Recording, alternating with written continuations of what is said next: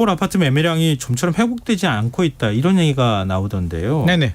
이 어느 정도입니까? 전년도하고 비교했을 때 뭐 지금 어느 정도로 거래량이 회복이 안 되는 겁니까? 일단 작년하고 비교하면 거래량이 회복됐습니다. 회복된 거는 맞는데요. 네. 이게 2년 전, 3년 전하고 비교해 보면 여전히 부족한 수준입니다. 작년은 뭐 워낙 안 좋았으니까. 워낙 안 좋았으니까요. 네. 작년 뭐 12월 서울 아파트 거래량이 한 800건 정도, 850건 정도 됐었고요. 네. 10월 거래량은 600건 수준에 머물렀거든요. 네. 2020년, 2021년 분위기 좋았을 때는 평균 한 5,000건 정도. 잘 될 때는 네. 15,000건 정도 나왔는데 예. 800건, 600건은 작년은 그냥 올스톱인 상황이고요. 올해 1월부터 회복은 했습니다. 1월이 1,400건 정도 나왔었고요. 2월이 2,400건, 3월이 2,900건. 네. 늘어나다가 한 5월, 6월부터 뉴스를 보면 증가한다라는 뉴스가 나오는데 사실 네. 3,000건대에서 머물러 버렸어요.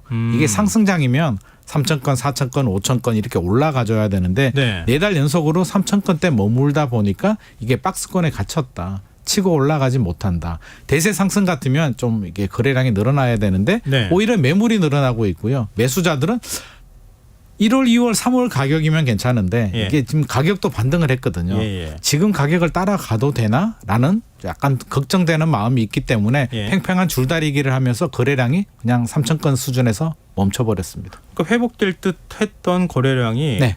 갑자기 소강 상태 이렇게 접어들면서 박스권에 갇힌 이유는 뭡니까? 이게 뭐 기술적 반등이라고 봐야 되는데요. 예. 작년에는 너무 많이 떨어졌고 약간 비정상적인 상황이었죠. 예. 기준금리가 3.5% 한국은행 기준금리도 부담이지만 작년은 올라가는 속도가 문제였잖아요. 네. 이렇게 빨리? 이거 생각보다 심각한데? 심각한데 하면서 우리가 패닉이 왔기 때문에 전세 매매가 동시에 하락을 한 상태고요. 네. 올 1월부터 이제 정부 규제가 풀렸고 우리가 금리에 좀 적응을 했죠. 3% 되면 대한민국이 큰일 날 것 같았는데 3.5% 돼도 부담은 되지만 이게 큰일 날 수준은 아니거든요. 어느 정도 적응을 했고 가격도 고점 대비 물론 지역마다 편차는 있겠지만 평균 네. 한 30% 정도 떨어졌습니다. 우리가 하락할 때 고점 대비 30% 정도 하락하면 굉장히 많이 떨어졌다. 거의 바닥 가까이 왔다라고 보여지거든요. 네. 바닥 수준 가다 보니까 시장의 수요자들도 이 정도면 구입해도 된다라는 심리가 작동이 되면서 구입을 했는데 네. 이제 가격이 반등을 하잖아요. 네. 예를 들어서 10억짜리 아파트가 7억으로 떨어지면 7억은 분명히 메리트가 있는데 지금 한 8억 5천 수준 9억까지는 올라왔단 말이에요. 네. 지금 사서 취득세 내고 대출세 내고 전고점을 뚫고 얼마나 올라가야 우리가 수익이 나올까에 대한 생각을 하게 됩니다. 답이 잘 안 나오죠. 이게 쭉쭉 올라갈 것 같으면 집주인들도 매물을 회수를 하는데 지금 집주인들이 매물을 내놓고 있거든요. 급매물은 아니고 네. 호가대로 호가를 네. 살짝 살짝 올려서 내놓다 보니까 시장의 수요자들은 그 호가를 지금 따라가기는 어렵겠다. 기준금리도 내려가지 않았죠. 작년만 하더라도 올 뭐 하반기에 기준금리 내려갈 수 있다라는 장밋빛 전망이 있었는데 최근에 미국이라든지 경제 상황을 보면 내년에도 금리 인하가 쉽지 않겠다. 네. 오히려 0.25 정도 더 올라갈 수도 있겠다라는 전망이 나오고 있기 때문에 여러 가지 상황을 종합해 보면 그동안 많이 올랐는 피로감이 해결되지도 않았고요. 전체적으로 보면 추가 상승 여력에 대해서 좀 집주인들도 그렇고요. 매수자들도 그렇고 좀 회의적인 반응인 것 같습니다. 혹시 그 금융당국 정부가 네네. 부동산 대출 규제는 풀어줬잖아요. 네네. 특례 보금자리론 규제를 느슨하게 해줘가지고 네네. 그거 활용해가지고 좀 돈이 있는 소비자들 같은 경우에는 적극적으로 집을 사려고 네. 이런 의지를 보였다가 다시 그걸 조였잖아요. 조였죠. 그 영향도 있습니까? 일정 부분 영향이 있죠. 구매 네. 능력 측면에서 저는 그 부분이 굉장히 중요한 포인트라고 보여지는데요. 네. 정부 입장에서 왜 다시 대출 규제를 조였을까?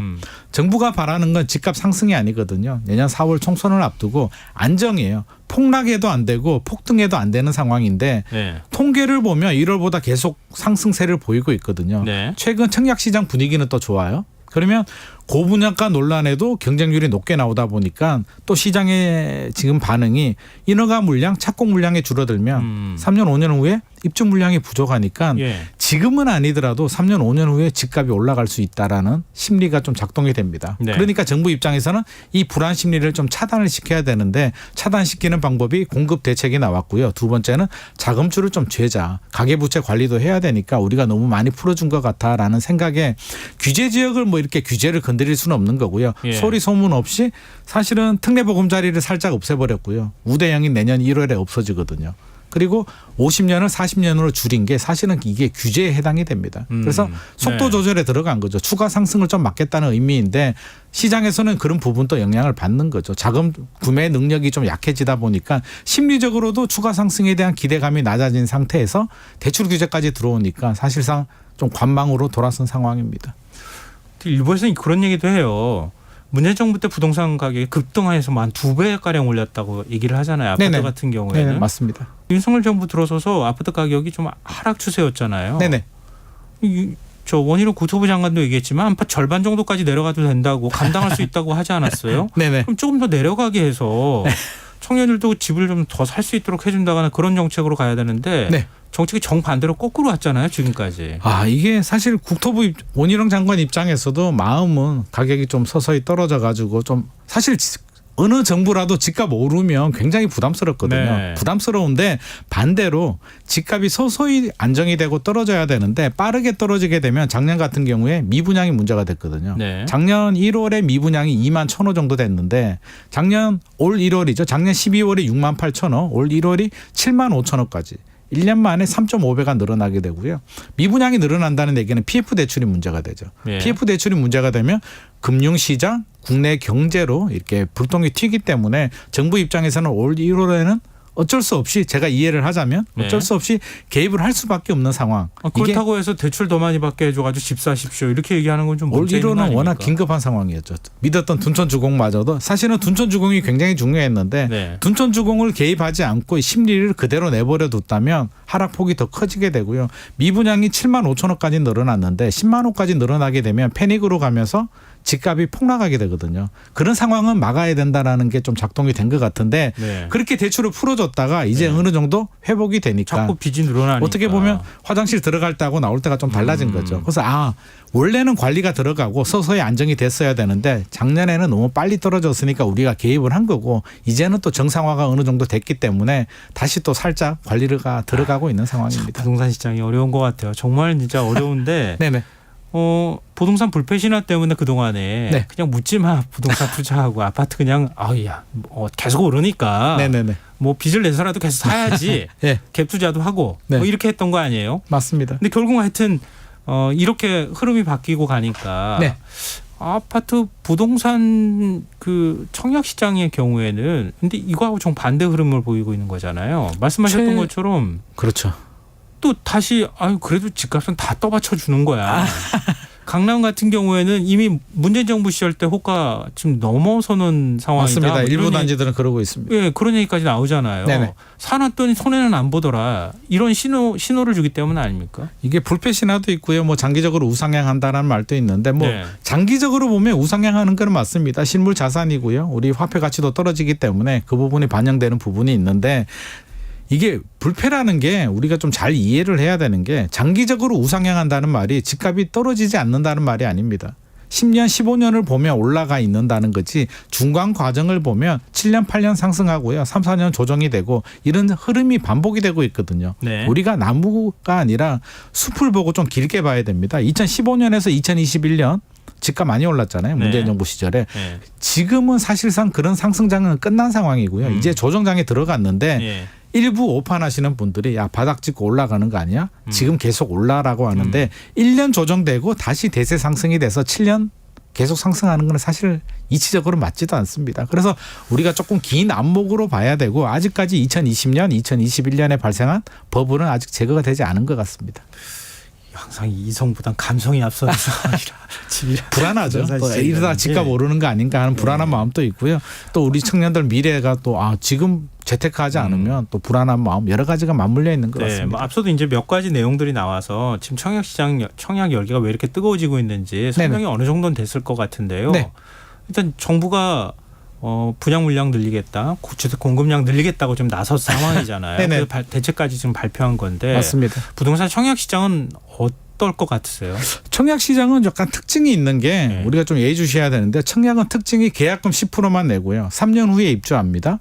분양가도 확정 분양가입니다. 지금 분양을 받으면 지금 가격이 3년 후에 연장이 되는데 네. 제가 앞서서도 설명드렸듯이 뭐 인플레이션 문제도 있고요. 분양가 문제도 있어서 지금이 가장 저렴하다. 3년 후에 입주 물량도 부족하고 분양가도 계속 올라갈 거니까 일반 아파트를 사기는 조금 부담되지만 네. 계약금 10%만 내고 돈이 적게 들어간다는 얘기죠. 청약 시장 그래도 새 아파트를 분양을 받으니까 옥석 가리게 들어간 거죠. 청약이 예. 좋은 시장이기 때문에 전국은 아니고요. 수도권이나 광역시 일부 지역에 과열 양상을 보이고 있는데 저는 이것도 하나의 중간 단계이지 뭐 부동산이 살아나서 모든 시장이 좋아지는 단계는 아닌 것으로 보여집니다. 정부가 공급 대책 발표했잖아요. 네네. 추석 직전에 발표한 공급 대책이 어느 정도 효과가 좀 있을 것 같습니까? 그리고 또 실제로 예. 몇만 원 공급하겠다 이렇게 얘기하는데 공급이 실제로 그만큼 될 수는 있습니까? 이게 그 부분에 대해서는 이제 시장에서 왜 정부가 발표를 했냐라고 하면 시장의 분위기 그러니까 고분양가 논란에도 청약 시장의 경쟁률이 높게 나오기 때문에 네. 결국 논리는 그거죠. 공급이 부족해라는 시장의 우려를 불식시키기 위해서 정부 입장에서는 공급이 충분해라는 시그널을 주고 싶었던 거고요. 네. 이번 대책 내용을 보면 사실 지금이 아니고 인허가 물량이 부족하다는 얘기는 3년 5년 후에 입주 물량이 부족하다는 예. 또 국토부에서 발표된 공급 대책 내용을 보면 지금이 아니고 여러 가지 규제를 하고 12만 호 공급을 하더라도 5년 후 이야기거든요. 네. 5년 후에 입주 물량이 부족하다 안 부족하다를 이야기하고 있는 거니까 우리 시장의 수요자들은 사실 공감이 잘 되지도 않고요. 12만 호 얘기하면 의안이 벙벙하죠. 12만 호가 몇만 원인지도 잘 모르겠고요. 그러게요. 대책 내용을 보면 이번은 수요자 대책이 아니라 공급자 대책입니다. PF 대출 풀어준다라고 하고 뭐 전매 제한 또 우리 전매 제한이 아니라 건설사들이 토지를 확보한 전매 제한이거든요. 그러니까 수요자들이 공감이 안 되는 거죠. 아 우리하고 무슨 관계가 있지? 네. PF 대출은 우리가 받는 것도 아닌데 공감이 안 되다 보니까 사실 심리 효과도 낮아져서 저는 이번 대책 효과는 사실 좀 약하지 않나. 그리고 시기적으로도 좀 맞물렸죠. 정치적 이슈 때문에 좀 덮인 부분도 있습니다. 이 끝으로요. 네.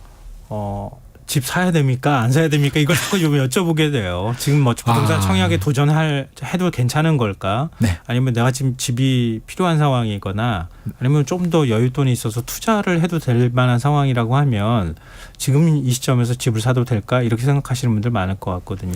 저는 항상 드리는 말씀이 필요하신 분들, 자금이 되시는 분들은 내 집 마련해도 된다고 생각합니다. 필요하니까 우리가 100% 타이밍을 잡을 수는 없고요. 떨어질 때는 또 두려워서 집을 못 사거든요. 그래서 필요하고 자금이 되시는 분들은 내 집 마련하셔도 되는데 지금 필요 없는 분들, 무리한 대출을 받아야 되는 분들이라면 굳이 불안한 마음에 앞으로도 계속 오를 것 같으니까 불패 신화를 믿고 들어가는 거는 저는 좀 반대를 하고요. 네. 무주택자들 실수요자라면 뉴홈 사전 청약도 이제 조만간 또 3천 물량들이 나오거든요. 예. 확실히 저렴한 물량들, 우리 세금이 투입을 해서 가격 경쟁력이 있고 입지 경쟁력이 있는 지역들이라면 무주택자들은 적극 공략해도 좋을 것 같습니다. 집값이 계속 오르는 건 아니죠? 아유, 올랐다 내렸다 합니다. 그래서 좀 길게 본다면 10년, 15년 후에는 올라가 있겠죠. 우리 월급도 오르는데 집값 안 오르면 이상하잖아요. 10년, 하지만 15년까지는 단기적으로 본다면 네. 뭐 2년, 3년 이렇게 본다면 우리 항상 장밋빛 계속 불패 신화 이렇게 생각하면 안 될 것 같습니다. 그렇지 않을 수 있으니까 네네. 그건 좀 조심할 필요가 있다. 이런 맞습니다. 말씀이시군요.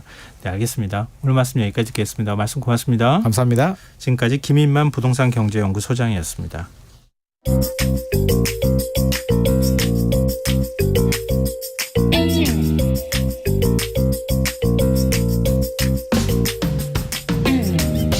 복잡한 정책부터 실물 경제와 투자까지 눈여겨봐야 할 경제